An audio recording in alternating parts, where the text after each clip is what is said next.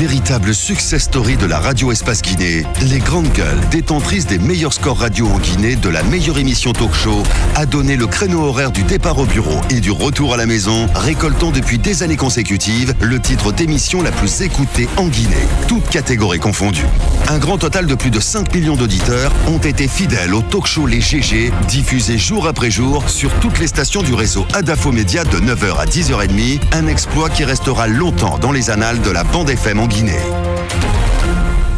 Vous continuez à réagir sur nos différents canaux, sur nos différentes plateformes GG au 837 ou 657 39 13 13 ou sur Twitter, hashtag espace GG. Derrière, on va s'occuper de vos messages. À la une, la problématique de la gestion des plages en Guinée. Cette question, qui a autorité sur les plages dans notre pays? La question est loin d'être tranchée entre différentes entités de l'État concernées par le sujet. En attendant, certains gestionnaires privés, pour l'essentiel des jeunes, s'organisent pour tenter de remettre à flot certaines plages de la capitale. C'est le cas de celle de Roban où un drame s'est produit en 2014 à l'occasion d'un concert grand public. Vous vous rappelez du bilan, 33 morts, 5 ans après ce drame. Dans quel état se trouve aujourd'hui cette plage, la plage de Roban? Quel plan de relance, d'aménagement et de gestion normalisée des plages en Guinée? Lévi Saint-Étienne Toak Camara, il est le président de l'ONG Jeunesse, Environnement et Développement qui gère la plage de Roban. Donc on va le recevoir ce vendredi. Il est notre invité. Au téléphone, Alexis Diallo, il est coordinateur des plages en République de Guinée. On a essayé de joindre le directeur général de l'ONT à 8h. Son téléphone ne passait pas. Donc dommage. On va donc faire sans lui. Quelle est la situation des étudiants guinéens du Sénégal? Bénéficient-ils de suffisamment d'appui de la part des autorités guinéennes? Comment s'organisent-ils pour résoudre la question de leur emploi? Telles sont les questions, quelques questions qui expliquent la présence du président de l'amicale des étudiants, et des stagiaires et des élèves guinéens du Sénégal, actuellement donc en visite en Guinée. Monsieur Mohamed Diallo, il est notre invité. On va le retrouver dans la deuxième partie de cette émission. Donc cette amicale des étudiants, stagiaires et élèves guinéens au Sénégal qui prépare un forum du côté de Dakar. Et puis l'installation de l'autorité morale du Farana à Conakry, c'est ce dimanche 17 mars au Palais du Peuple sous l'égide du président de l'Assemblée nationale. On va essayer de joindre Mohamed Sita Sissé vers la fin de notre émission. On poursuit les gars avec ce qui se passait hier, Mohamed, du côté du Palais du Peuple. Troisième mandat rififi au Palais du Peuple hier. Je me suis intéressé à ce sujet en allant vers des intervenants, des initiateurs et tout cela. Alors, il y a le côté que tout le monde a vu. Et puis, il y a l'autre, cette face-là que le grand public ne sait pas. De quoi s'agit-il? Vous vous rappelez de la préparation de l'organisation des communales. Le RPG Arc-en-Ciel avait exigé que, en fait, tous les candidats de la mouvance, donc des partis de la mouvance, existent sur une seule liste, notamment le RPG Arc-en-Ciel. Aucun parti n'avait, si vous voulez, le droit de présenter ses propres candidats. Je ne sais pas si vous vous souvenez de cette sortie de Bantamasso. Oui. Alors, c'est pourquoi, personnellement, j'ai été étonné la dernière fois quand j'ai vu Domani Doré parler dans notre studio au nom un peu du RPG. J'étais surpris, personnellement, parce que je me rappelle encore de ce discours officiel du RPG Arc-en-Ciel. Tous ceux qui voulaient être candidats au nom de la mouvance, il était sur la liste du RPG. Et c'est comme cela que des partis politiques comme le MPD de Paul Moussa Diawara n'ont pas présenté de candidats. Tous donc sont allés vers une liste commune avec le RPG Arc-en-Ciel. Ça existe. Cela explique d'ailleurs le manque, l'absence de chef de tête de liste donc sur ces bulletins là. Alors, mais depuis, ce sont des partis qui se sont sentis frustrés par le grand parti RPG Arc-en-Ciel, oui, mais qui veulent exister et qui existent pour certains. Donc ils ont décidé d'organiser, vous savez, ils sont tous au sein de cette COPAM, donc d'organiser une manifestation grandiose. Et ils ont écrit au RPG Arc-en-Ciel, ils ont pris plusieurs contacts pour que le RPG et eux organisent cette manifestation. Ce que le RPG, apparemment à la dernière minute, aurait refusé. Si vous avez remarqué la physionomie de la salle, ils n'y étaient pas. Donc, ils ont abandonné la COPAM. Donc, il y avait, si vous voulez, c'était une question d'honneur pour ces partis hier de mobiliser, de remplir la salle. Je suis du même bord de personnes d'observateurs qui pensent qu'en 2020, le président Alpha Condé doit rendre le tablier. Merci, Basseko. Allez-y, Madame Yoro. Non, mais je pense que c'est bien de vouloir trouver une porte de sortie, de vouloir se dédire, parce que leur rêve s'est écroulé hier comme un château de cartes avec ces jeunes qui sont venus comment on appelle, montrer des pancartes disant non au 3e mandat. Sinon, avant-hier, vous vous souvenez, vous leur avez posé la question de savoir quelle est la nécessité de faire une rencontre au Palais du Peuple pour parler du bilan du professeur Alpha Condé, comme si les Guinéens ne connaissent pas le bilan du professeur Alpha Condé. Quelle est la nécessité? Moi, c'est la question que je me pose. Pourquoi cette rencontre? Pourquoi venir dire que oui, qu'est-ce qu'il venait faire là? Mais vous pensez que la personne qui a dit ça, qui est quand même un membre du bureau de cette organisation, c'est le vice-président. Le vice-président, vous pensez qu'il peut sortir dire des choses? Il n'est pas n'importe qui. Vous pensez qu'il peut s'inviter? Il est le deuxième personnage de la COPAM. Je te rappelle, on l'a reçu dans le code de l'actu. Il y a 2 dimanches, justement, je lui ai posé cette question. Vous vous rappelez, c'est cette joute verbale. Malgré tout ce qu'on a dit, il a dit que cela ne figurerait pas à l'ordre du jour. Justement, voilà pourtant c'est lui qui l'a dit, Mara. Moi, c'est de la suite dans les vidéos. Les explications qu'ils ont données. Mohamed, hier, il l'a dit. Mohamed, s'il te plaît, Mohamed, les explications là ne tiennent pas là, s'il te plaît. Il a dit, il s'est prononcé. Non, mais il faut qu'il. Non, tous les membres de la COPAM doivent assumer. Il s'est exprimé en tant que vice-président au nom de la COPAM. Il est la deuxième personnalité de cette organisation. Il n'est pas n'importe qui. Ils ont juste donné des explications fallacieuses à Mara, des explications qui ne tiennent pas debout. Bien. Le problème est qu'ils ont été complètement anéantis hier par ces jeunes qui ont mis à sac tous leurs projets. Je pense que il y a des gens, c'est vrai que comme on le dit le plus souvent, les gens, on ne peut pas mettre tout le monde dans le même sac. Les gens, c'est pas tout le monde qui voudrait accompagner le président, à supposer qu'il veuille y aller. C'est ce qu'on a vu hier. Il y a eu une mobilisation, une forte mobilisation, mais tout s'est gâché à la dernière minute avec ces jeunes qui ont surgi de nulle part. On ne s'attendait pas à cela. Ça veut dire qu'il y a encore du chemin à faire. Si les gens veulent aller dans ce sens, il y a beaucoup de personnes au sein du peuple de Guinée qui ne sont pas d'accord avec cette velléité, à supposer qu'elle arrive un jour à sa vérité. Merci Madame Yoro. Allez-y, Jacques Léwalé. Bon, si j'avais réclamé la parole à temps, lorsque Mohamed Mara expliquait, c'était pour lui donner des explications, pas après l'événement, mais pendant l'événement, parce que j'avais une équipe à l'intérieur. Effectivement, allez-y, Jacques. Parce que lorsque les gens sont venus, la salle est remplie, vous le dites très bien, mais de qui? Ce n'est pas seulement des militants de cette COPAM. Il y avait des militants, des opposants.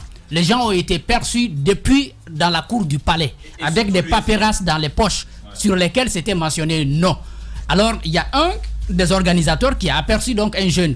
Il a demandé, mais qu'est-ce que vous êtes venu faire ici? Il dit, nous sommes plus d'une centaine dans cette salle. Donc, si vous tenez votre discours et dans lequel il va apparaître une question de modification de la Constitution, nous sommes là pour protester. Donc, ces jeunes étaient en nombre dans cette salle avant même d'entrer. Mais finalement, il y a Bouna Keïta qui a pris la parole pour repréciser les choses. Il dit, si vos leaders veulent contester quelque chose, ils n'ont qu'à organiser un rassemblement pour ça. Mais ici, nous nous sommes réunis pour une cause bien déterminée. Donc, vous n'avez pas le droit, n'est-ce pas, de vous mêler, n'est-ce pas, à ce mouvement. Mais finalement, les jeunes, ils sont restés. Et quand Dr Mbemba Traoré a tenu donc son discours, vers la fin, on a bien dû le remarquer parce qu'il avait les yeux levés.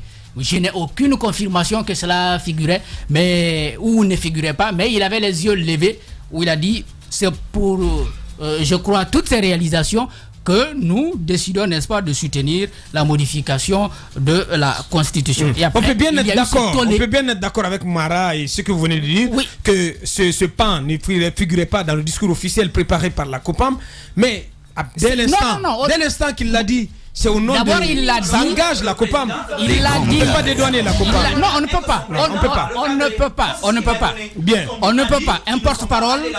D'abord, un porte-parole pour le désigner, on réfléchit très bien. Vous dites très bien, c'est la deuxième personnalité de la COPAM. Donc, elle ne prend pas la parole comme ça. Elle ne raconte pas des choses comme ça. Sinon, il y aurait eu une contestation juste après ça pour dire que nous ne sommes pas venus pour ça. Ce sont des personnes éloquentes quand même qui sont membres de la COPAM. Paul Moussa Diawara, Domani Doré, j'ai vu toutes ces personnes là-bas. Personne n'a approché. Domani y était? Domani y était. Okay. Je n'ai pas vu une seule personne parmi ces leaders sortir dire que nous ne sommes pas d'accord avec ce que Dr Mbemba Traoré a dit. Dr Mbemba Traoré, pour le décrire un peu, parce que là maintenant je suis dans la réaction, il a été candidat à la présidentielle 2010 et il est sorti au premier tour avec 0,0000000.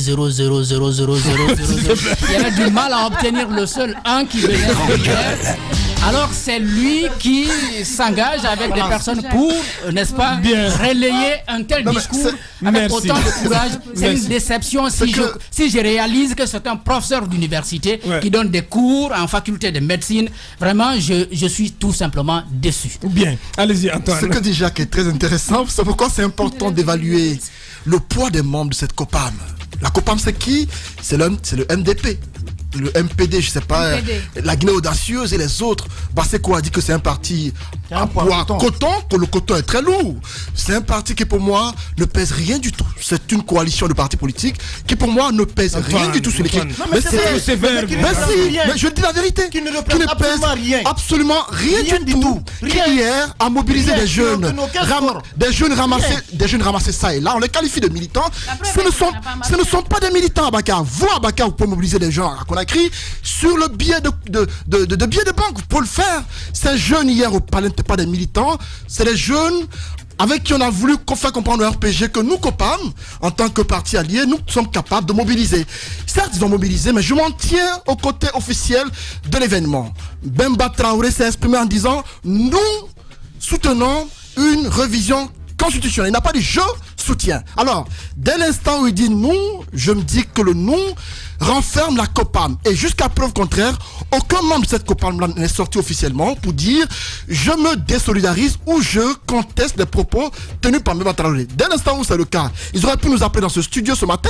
Paul Moussa Diawara, Domani Doré et les autres auraient pu ce matin appeler et dire que je veux parler pour contester ces propos de Mbemba Traoré. Ils ne l'ont pas fait. J'estime que jusqu'à preuve contraire, l'annonce faite hier par Mbemba Traoré émane de la COPAM, est un propos tenu par la COPAM et je les condamne avec la dernière énergie parce que pour moi ce n'est pas juste que des personnes qui se disent démocrates pensent de la sorte des personnes qui ont la confiance. Ce débat, on va y revenir. On va y revenir dans la deuxième partie. On a juste 2 minutes, Basseko, pour parler de ces déguerpissements qui se poursuivent à Koloma et à Kaporaï. Le gouvernement donc en a fait cas hier lors du Conseil des ministres, mais il y a ces déclarations du ministre Ibrahima Kourouma et du ministre de l'Unité nationale qui ne passe pas inaperçu. Oui, il faut commencer par le ministre casseur, le ministre casseur, le bras casseur du président Alpha Condé, qui est aujourd'hui à l'initiative de cette opération de démolition, de déguerpissement des domaines donc de Kaporaï.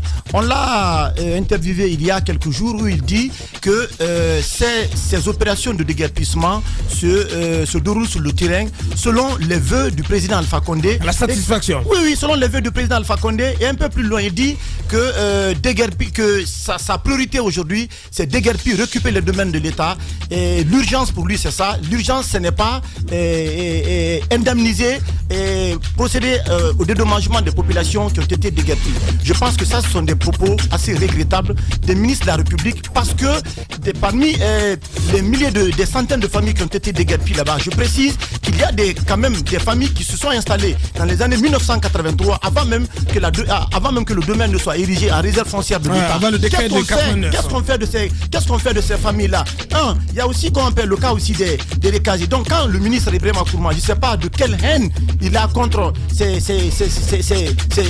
familles, c'est mon point de vue, et qu'il la haine n'a pas ses coups. Et qu'il fasse vraiment une telle sortie. Je pense que c'est assez regrettable. Ensuite, c'est le ministre de l'Unité nationale que nous avons interviewé hier, qui s'est exprimé dans le journal de 18h, et bien qui dit qu'il reste quand même solidaire et qu'il accompagne cette opération parce que ça a été discuté en Conseil des ministres. Je pense que l'histoire rattrape tout un chacun de nous dans ce pays-là. Il faut beaucoup faire attention avec ce qui est en train de se passer. Cette démolition Je pense qu'il n'y avait, pas une telle urgence de le faire. Bien, on va prolonger le débat, Bassekou, dans la deuxième partie avec aussi à venir nos invités, Lévi Saint-Etienne, Towak Kamara, pour parler de la plage de Roban, et au téléphone Alexis Diallo. On s'intéressera aussi au SADEN 2019 qui s'est clôturé hier. Et grand succès, en tout cas, il faut le noter. Antoine Krouma va revenir là-dessus. Les étudiants du Sénégal aussi qui préparent un forum du côté de Dakar. Tous ces sujets développés dans la deuxième partie. Une pause, on revient pour continuer cette émission. Véritable success story de la radio Espace Guinée, les grandes gueules, détentrices des meilleurs scores radio en Guinée de la meilleure émission talk show, a donné le créneau horaire du départ au bureau et du retour à la maison, récoltant depuis des années consécutives le titre d'émission la plus écoutée en Guinée, toutes catégories confondues. Un grand total de plus de 5 millions d'auditeurs ont été fidèles au talk show Les GG, diffusé jour après jour sur toutes les stations du réseau Adafo Média de 9h à 10h30, un exploit qui restera longtemps dans les annales de la bande FM en Guinée.